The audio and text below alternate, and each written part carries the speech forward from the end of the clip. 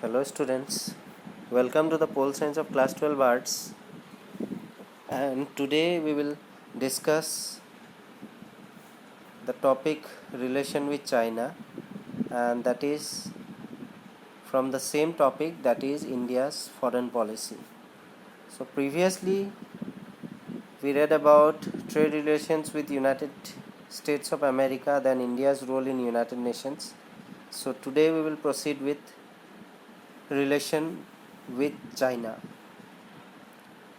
So heading to understand relation with China, the first point is that India's relation with China are not good. That means whatever the diplomatic relations or diplomatic ties are there with China, that is not good at all.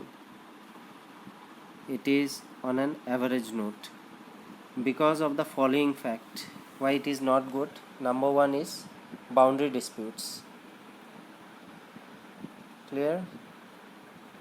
So recently also one news came about the boundary disputes between India and China. Then number 2 point, for the fact that India's relations with China is not good due to the fact of Sino-Indian war. That means India-China war already happened in the year 1965. So for that also some bitterness is there between the relation of India and China. Then water sharing dispute is there. Then fourthly, clash over economic interests is also there. After that, relation in recent times have improved as India recognized Tibet as a part of China. That means one more reason for the fact that India is not having good relation with China is that for the fact that India is recognizing Tibet as a part of China as of now, which have actually improved. As earlier, China always objected with the fact that India should not support Tibet at all.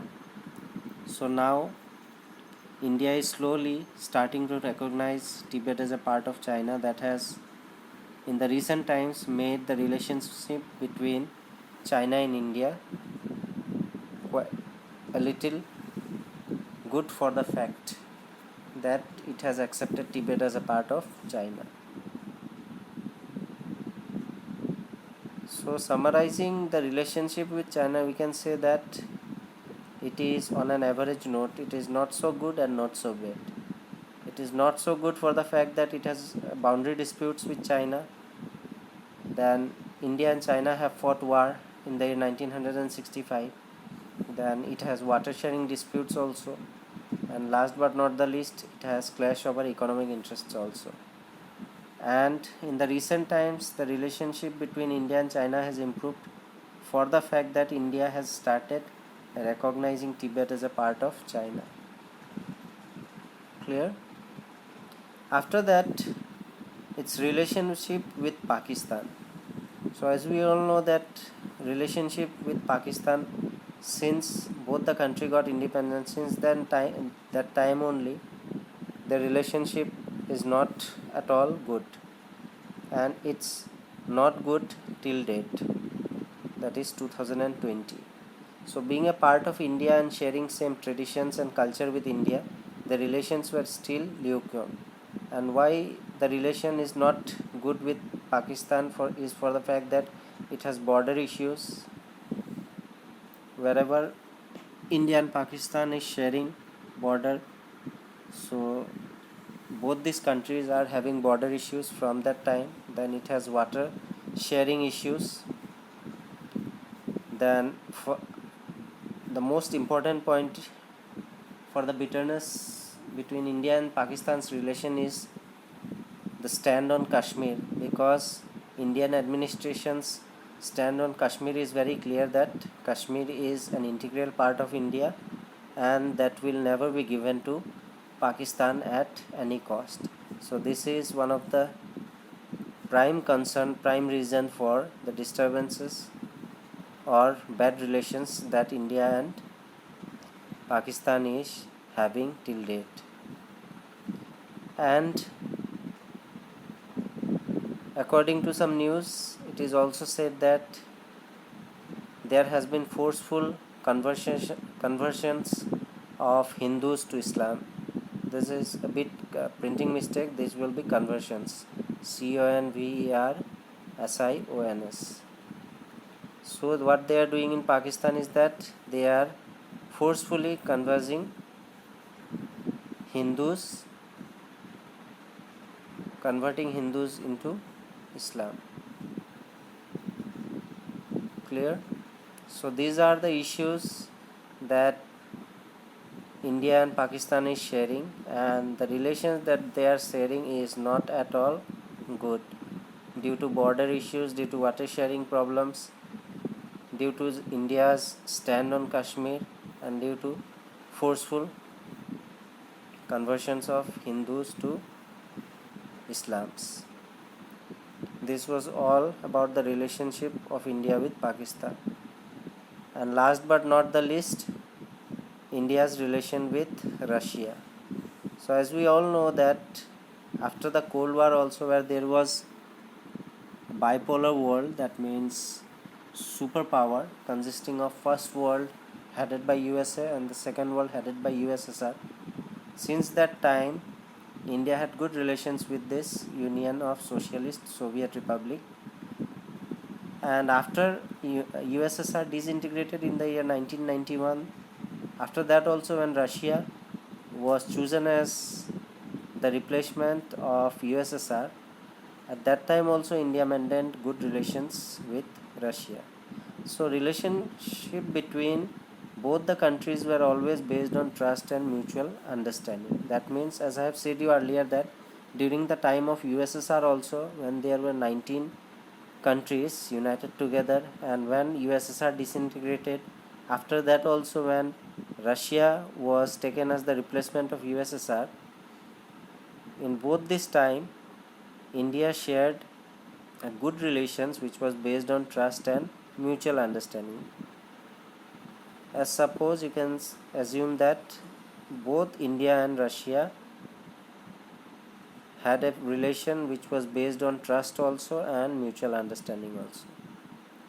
After that, Russia helped India with military support, and many times when a military support was required, or when India wanted military support, so at that time Russia helped India with that military support. After that, trade crossed about $10 billion, and moreover, thirdly, the trade relations came to a peak and it went beyond $10 billion, which was quite a big amount in case of trade relations with Russia or trade relations between Russia and India. After that, helped India in development of Kudan Kerala nuclear power plant. And lastly, Russia also helped India when it had developed the Kudan Kerala nuclear power plant. At that time, the financial assistance and the other help which was needed during the development of Kudan Kerala nuclear power plant, at that time Russia helped India a lot. So from all these points that we have discussed, we can surely say that India and Russia shared a relation which was really based on trust and mutual understanding. Clear? So with this we have come to the end of today's topic also, and the topic related to India's foreign policy also. In today's topic we have gone through the relationship with China, which is on an average note, that means not so good and not so bad.